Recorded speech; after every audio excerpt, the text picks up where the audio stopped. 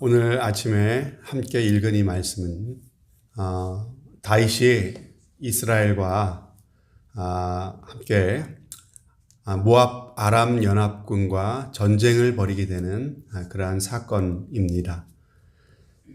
오늘 이 말씀을 우리가 묵상하면서 저는 은혜 그리고 평강, 화평이라고 하는 그런 말을 생각해 보았습니다. 은혜와 화평. 먼저 우리에게 있어야 될 것은 바로 은혜다라고 하는 것이죠. 오늘 본문을 통해서 다윗의 삶을 묵상할 때 먼저 우리가 발견할 수 있는 것은 바로 은혜라고 하는 단어입니다. 다윗은 어디를 가든지 하나님의 은혜가 그와 함께 있습니다. 그래서 이 다윗은 어디를 가든지 승리하는 삶을 살 수가 있었던 것이죠. 어디를 가든지 승리할 수 있었던 것은 결코 다윗이 뛰어나서가 아니라 바로 하나님의 은혜가 항상 어디를 가든지 무엇을 하든지 그와 함께 했기 때문입니다. 또 한 가지 발견할 수 있는 것은요. 그는 이렇게 하나님의 은혜를 받고 그 은혜로 말미암아 가는 곳마다 승리하는 삶을 살았던 데서 그치지 않고 그가 받았던 은혜를 그는 베풀고자 했다라고 하는 것입니다. 그래서 우리가 지난 시간에 살펴본 것처럼 사무엘하 9장에 요나단은 요나단의 아들이었던 무비보셋을 찾아서 이 다윗은 그에게 은혜를 베푸는 그런 장면을 우리가 보았습니다. 다윗이 항상 마음을 두고 했던 일들이 무엇입니까? 바로 은혜 베풀 사람을 찾아서 나에게 은혜 베푼 사람을 잊지 않고 그 사람을 찾아서 은혜를 베풀었다는 것이죠. 그리고 오늘 읽은 말씀에서도 마찬가지죠. 암몬의 왕이었던 그 나하스에게 받은 은혜가 있었거든요. 그래서 그것을 기억하면서 나하스가 죽고 그 아들 한운이 암몬의 왕이 되었다는 소식을 듣고 한운에게 또한 은혜를 베풀고자 했던 모습을 우리는 볼 수가 있습니다.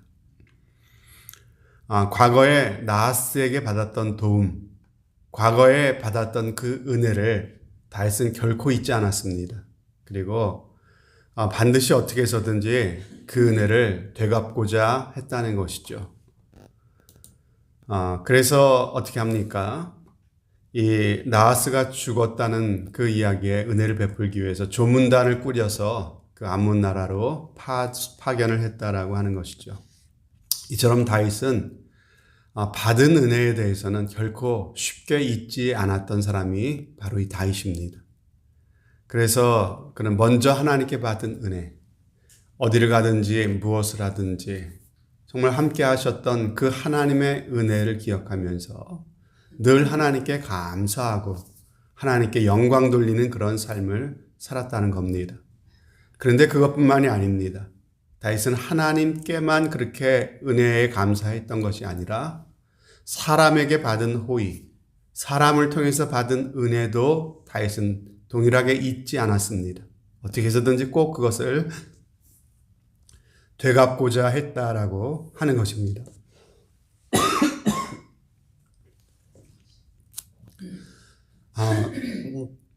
직접 갚을 수 없을 때는 어떻게 합니까? 오늘 말씀 보니까는 나에게 은혜를 베풀었던 나하스 암몬 왕이 죽었습니다. 그러면 보통 사람 같으면 그것으로 끝일 텐데 나하스의 아들을 찾아갑니다. 그리고 그의 아들에게조차 내가 받았던 은혜와 호의를 되갚고자 하고 있더라라고 하는 것입니다.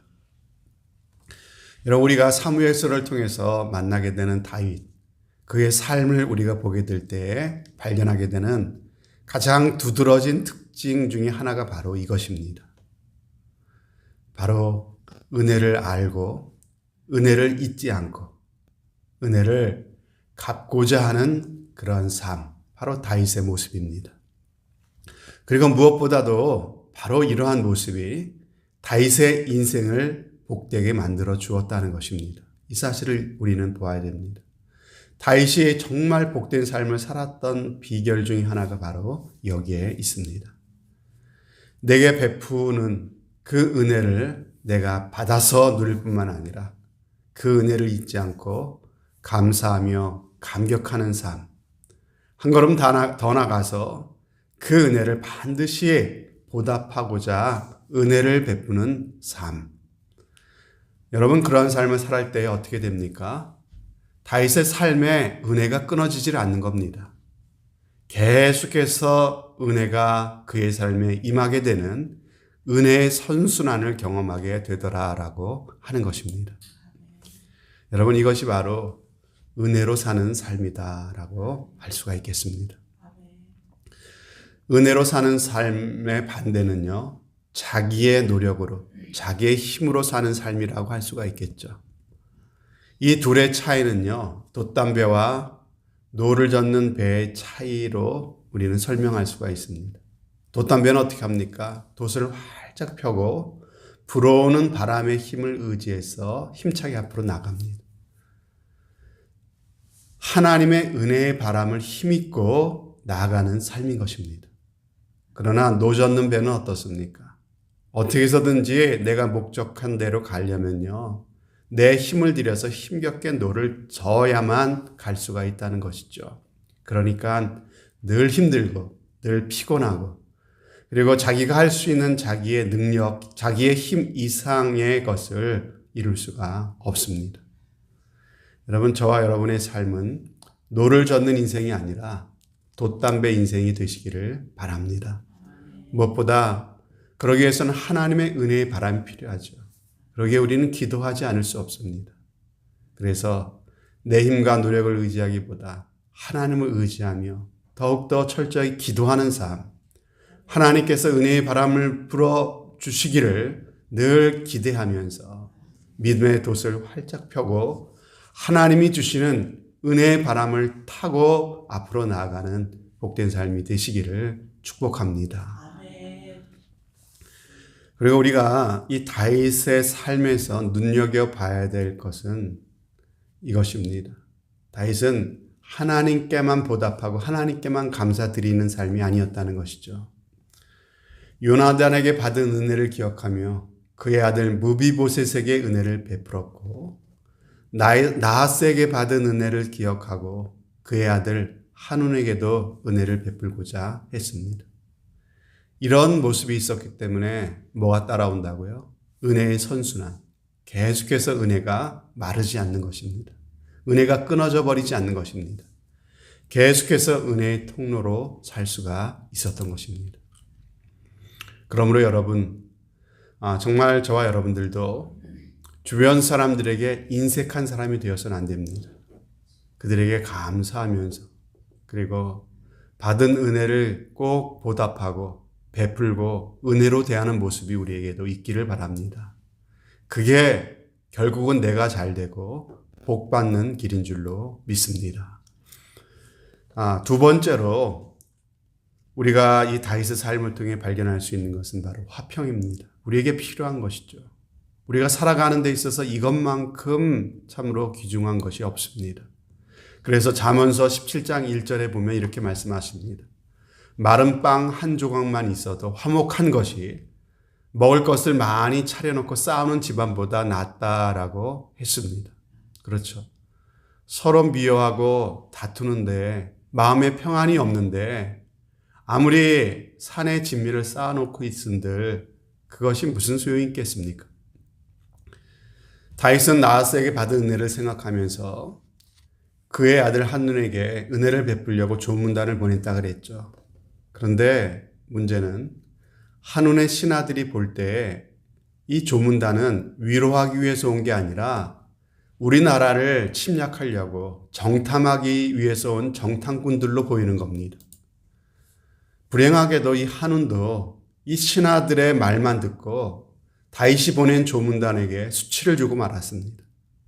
그래서 그들의 수염을 깎아버립니다.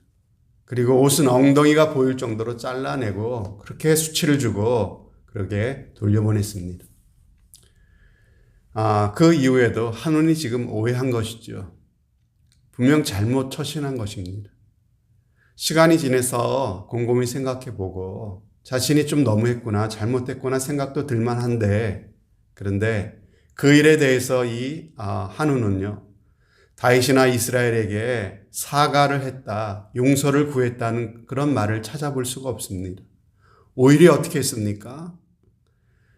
내가 지금 큰일을 벌였구나.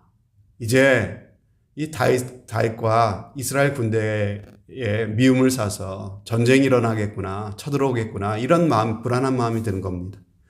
그러니까는 아람 군대를 용병으로 사서 먼저 전쟁을 일으키는 데까지 이르고 있는 모습을 우리가 볼 수가 있습니다.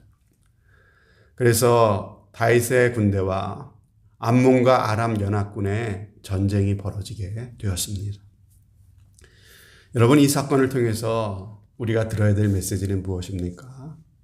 상대방이 베푸는 호의나 은혜를 거절하고 멸시할 때, 그리고 그러한 태도를 끝까지 돌이키지 않고 고집할 때 평화는 깨어집니다.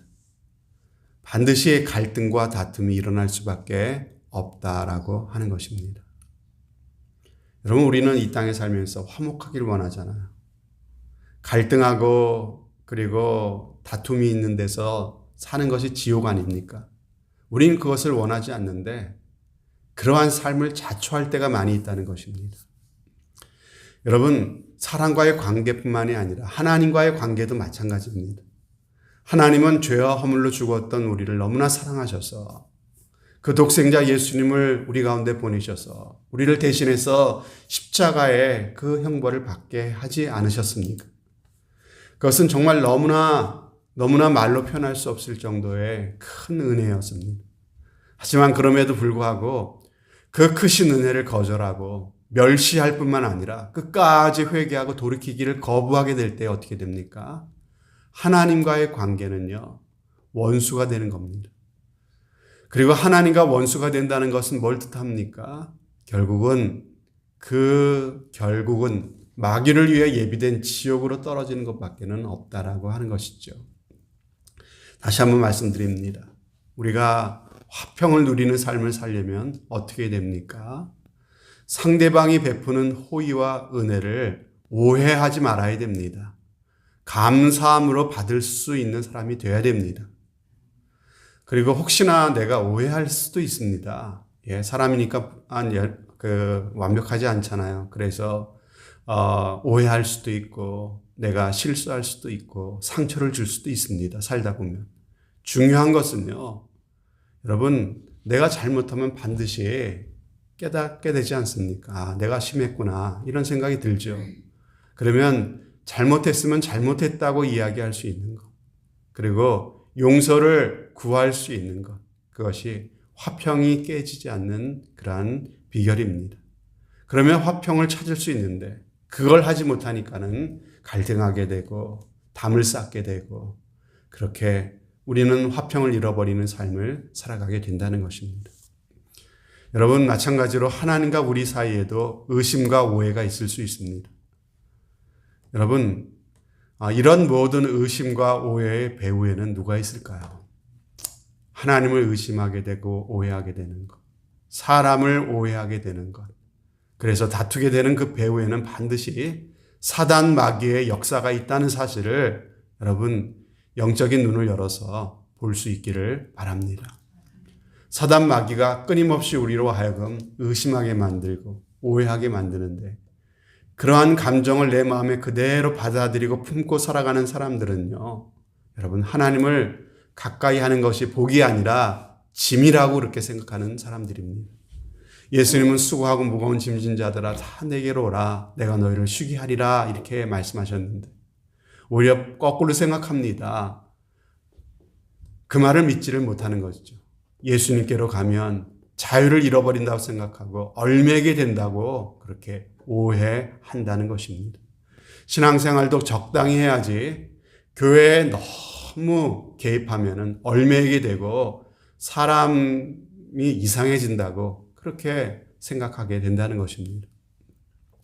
또 기도 생활이나 말씀 생활도 복으로 생각하지 않고 의무로 여기게 됩니다. 교회의 직분도 어쩔 수 없이 해야 되는 짐이나 십자가로 생각하지 그것을 하나님의 나라와 하나님의 영광이 동참하는 특권이나 은혜로 생각하지 못합니다. 영원한 상을 우리에게 주시고자 하나님께서 우리에게 베푸시는 기회라고 하는 그 사실을 깨닫지를 못한다는 것입니다. 그렇게 계속해서 속임을 당하면 어떻게 됩니까? 하나님과의 관계는 멀어질 수밖에 없고 참된 평안과 화평을 누릴 수가 없는 것입니다. 여러분, 마귀는 하나님뿐만 아니라 사람들과의 관계도 이간질시킨다고 말씀을 드렸습니다. 사소한 일에 오해하게 만들고 사실 따져보면 아무것도 아닌 일인데 그것 때문에 괜히 마음 상하고 자존심 싸움을 하게 만드는 것이 바로 사단 마귀의 역사라고 하는 것입니다. 설교를 들을 때도 사단 마귀가 내 마음에 역사하면 어떤 일이 벌어집니까? 말씀을 그대로 받아들이지를 못합니다. 목사가 왜 이런 설교를 할까? 이걸 생각합니다. 그리고 또 섭섭한 마음도 들고 시험에 드는 마음까지 생기게 된다는 것입니다. 여러분, 사랑을 이야기하는 고린도전서 13장에 보면은요, 사랑은 모든 것을 참으며 모든 것을 믿으며 모든 것을 바라며 모든 것을 견딘다고 했습니다. 참아주고 믿어주고 기대하는 것이 바로 사랑이라는 것이죠. 그럴 때 우리는 그 사람과 화평을 누릴 수 있게 되는 것입니다. 오늘 사무엘하 10장 말씀을 가지고 은혜와 화평이라고 하는 주제로 말씀을 나눴습니다. 매일매일 살아가는 순간이 내게 베푸신 하나님의 은혜뿐만이 아니라 내 주변 사람들을 통해 내가 받고 있는 은혜를 깨닫는 복이 있으시기를 바랍니다. 그래서 날마다 그 은혜에 감사하며 나도 또한 받은 은혜를 베푸는 삶이 되시기를 바랍니다. 그래서 하나님과 화평을 누릴 뿐만이 아니라 내 주변 사람들을 의심하고 오해하기보다 감사하고 참고 믿어주는 가운데 가정의 화평과 교회의 화평, 이 땅의 화평을 이루어가는 저와 여러분들이 더욱더 되어주시기를 주님의 이름으로 축복합니다. 아멘. 하나님